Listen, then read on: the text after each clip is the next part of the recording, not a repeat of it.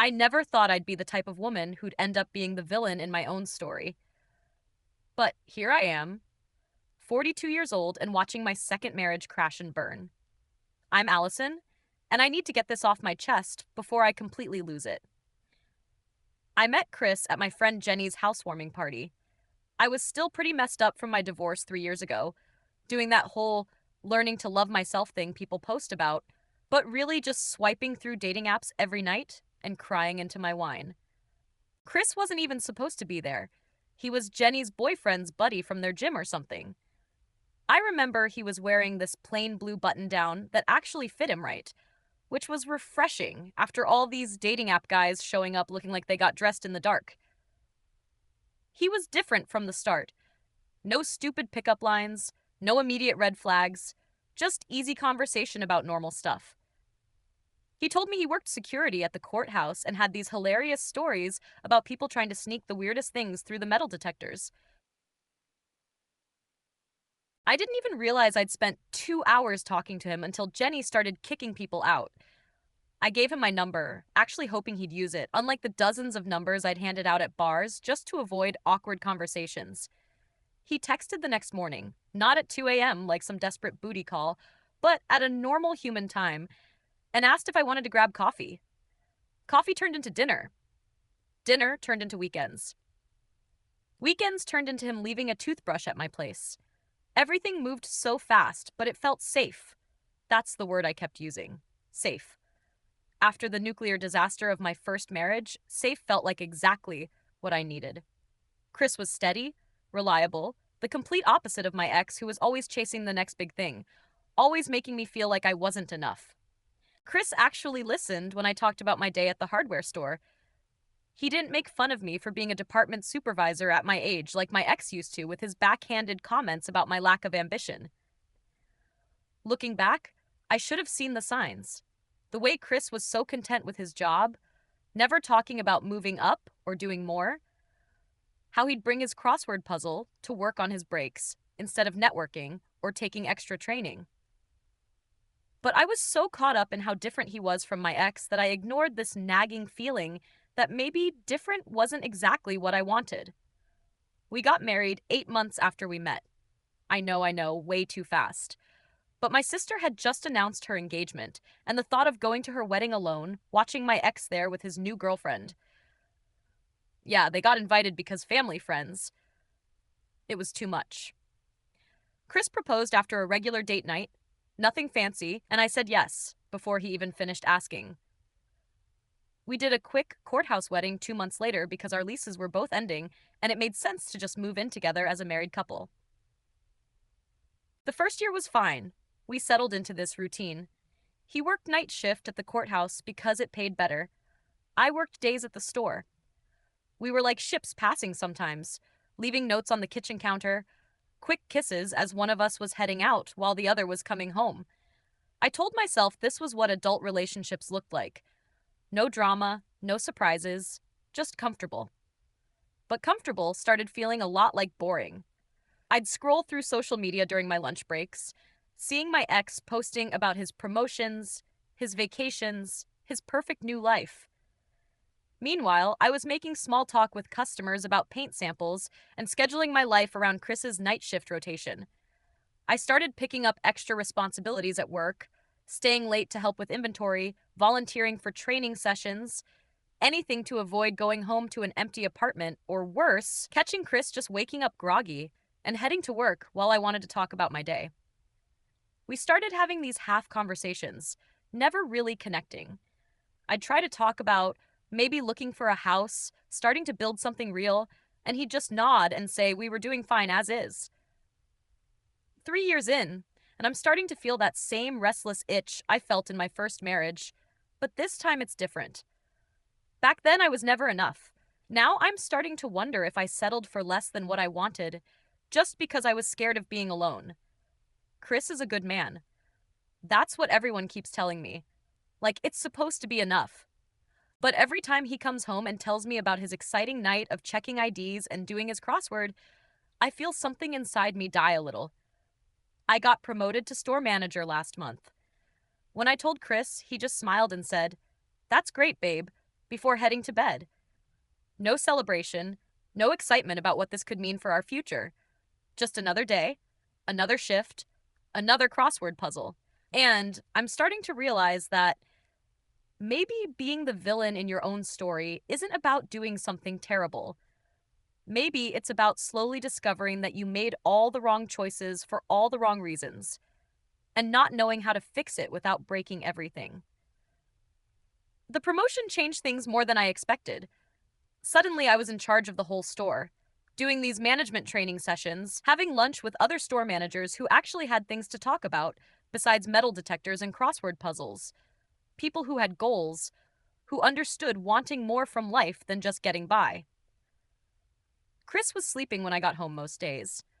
I'd find him passed out on the couch with the TV on, his work uniform laid out for his night shift.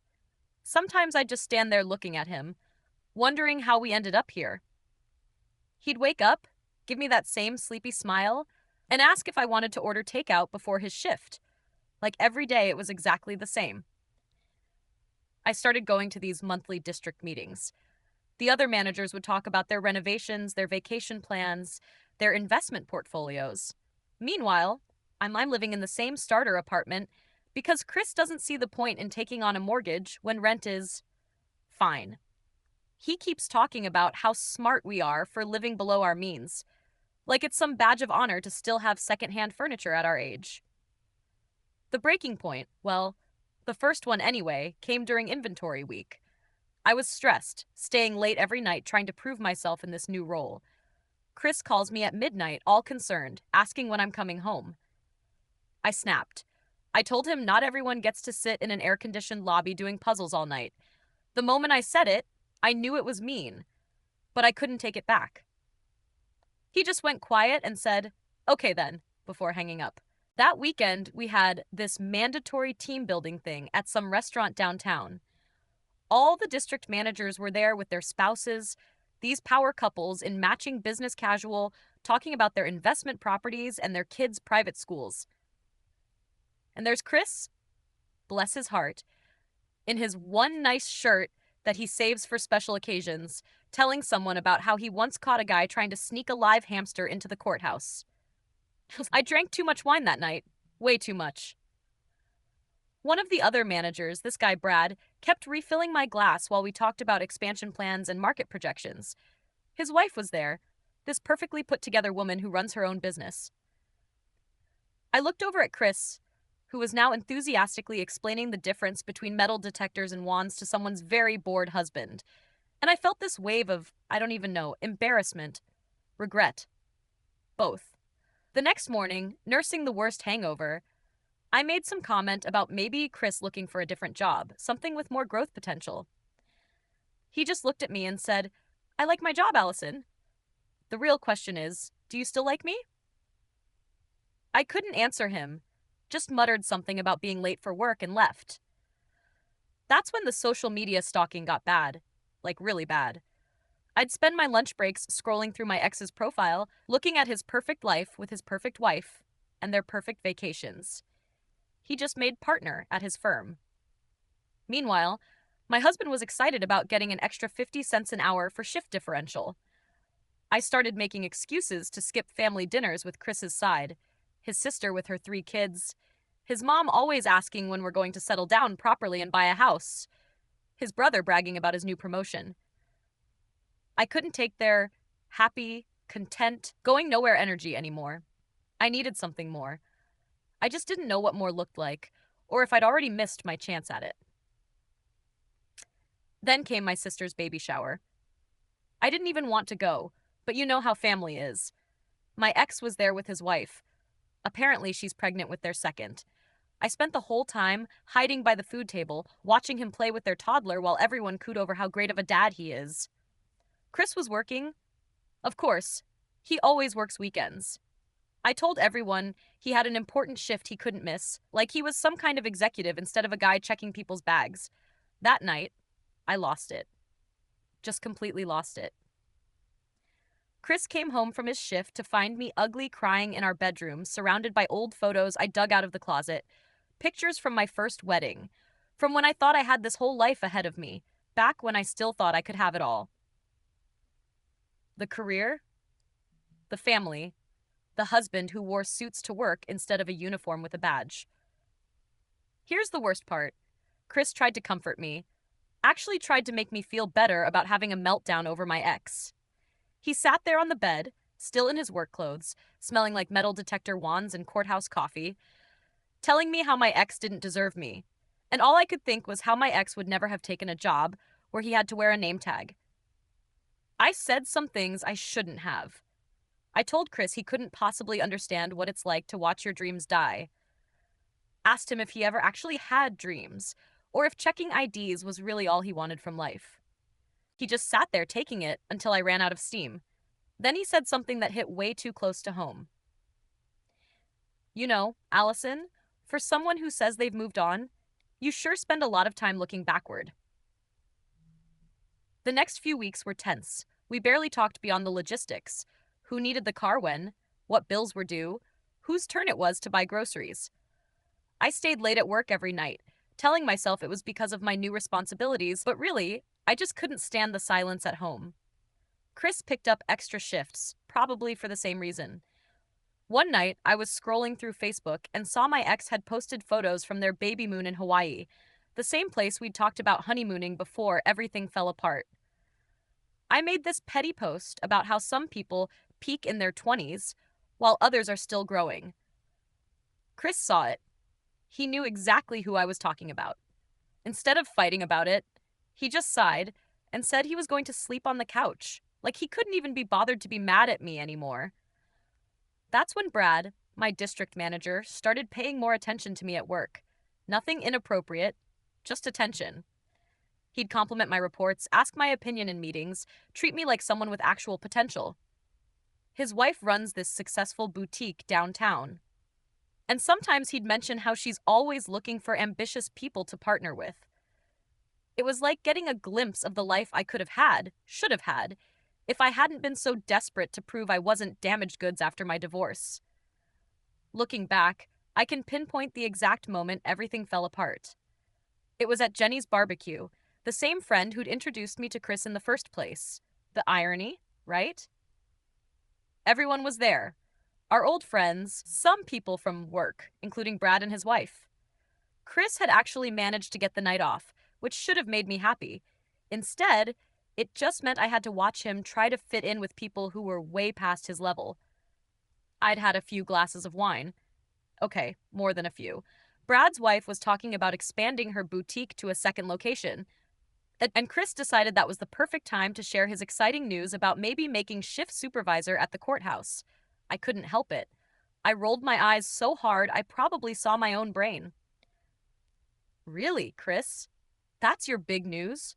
A shift supervisor position checking IDs? The words came out dripping with something ugly. The conversation around us got quiet, but I was too far gone to care. Chris tried to laugh it off, changing the subject to our upcoming anniversary. That just made it worse. 3 years of what? Watching him do crossword puzzles and telling the same stories about crazy people at the courthouse? You want to talk about our anniversary? I was practically sneering. Fine. Let's talk about it. You know what I told Jenny last week? I rolled my eyes and said I was desperate when I married you. And God, was I ever desperate? Couldn't even wait a full year after meeting you because I was so terrified of being alone. The look on Chris's face, I'd never seen him angry before, not really, but in that moment, something snapped. He stood up, fists clenched, and everything he'd been holding back just erupted. Desperate? His voice was shaking. You want to talk about desperate? How about calling me every night for 2 months straight, crying about how you couldn't face your ex's wedding alone? How about begging me to move in after 6 months because your lease was up and you couldn't stand living by yourself? How about pushing for a wedding because you needed to prove to everyone you weren't damaged goods? I tried to interrupt, but he wasn't finished. You think I don't see you checking his Facebook every day?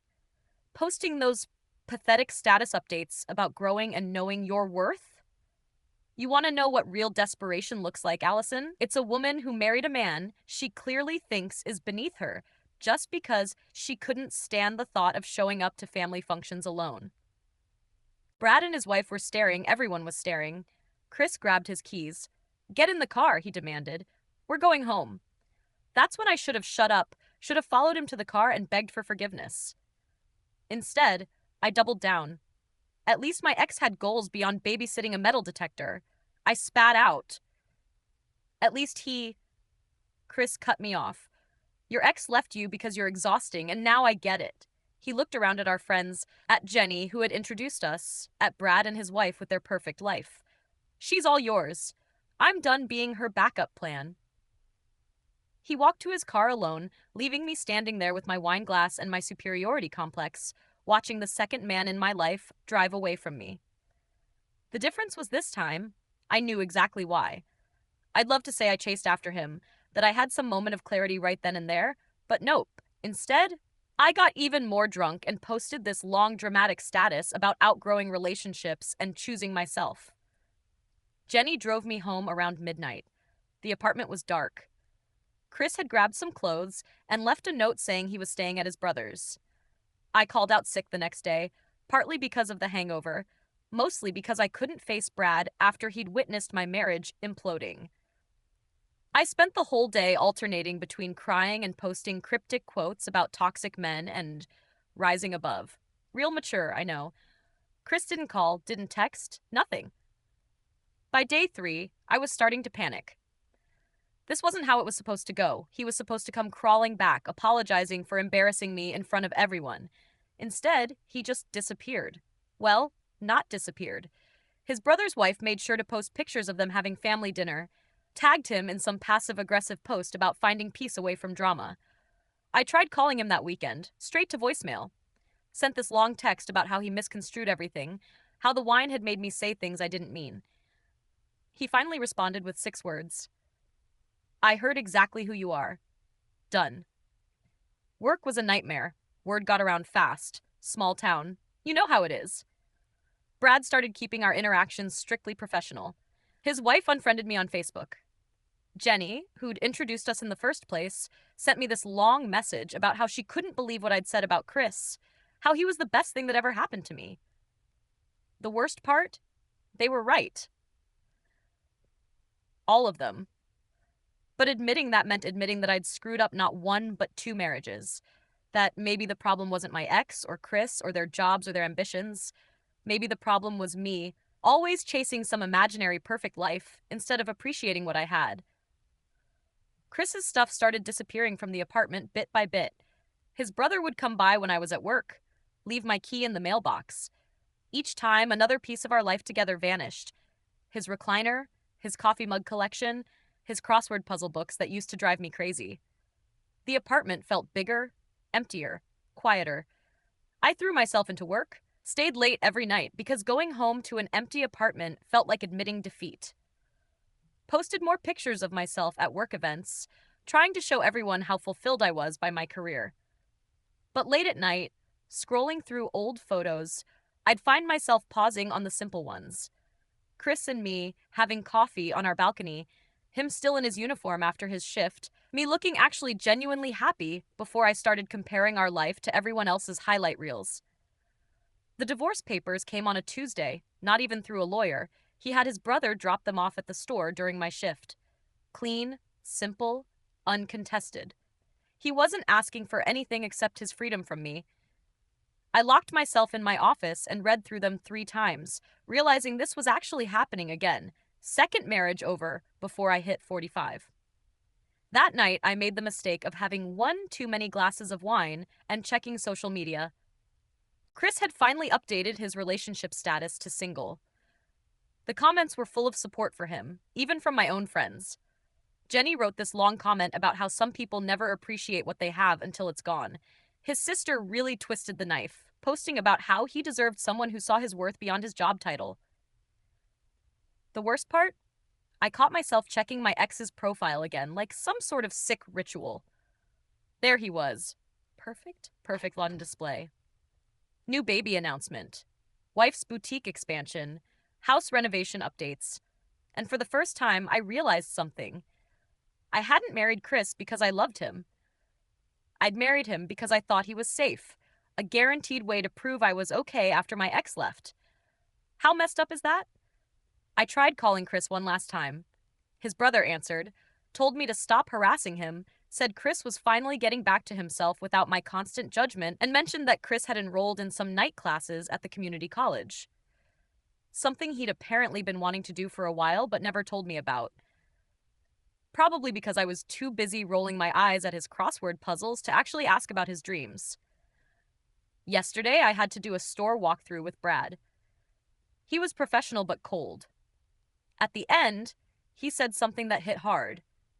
You know, Allison, Chris used to come in sometimes during his lunch break just to watch you work. Said he was proud of how good you were at your job. Shame you couldn't return the respect. So here I am, sitting in what used to be our apartment, surrounded by half-empty rooms and too many memories. I posted some quote earlier about sometimes walking away is the strongest choice. Got a few likes, mostly from people who don't know the whole story. Tomorrow, I'll probably post something about leveling up and knowing my worth.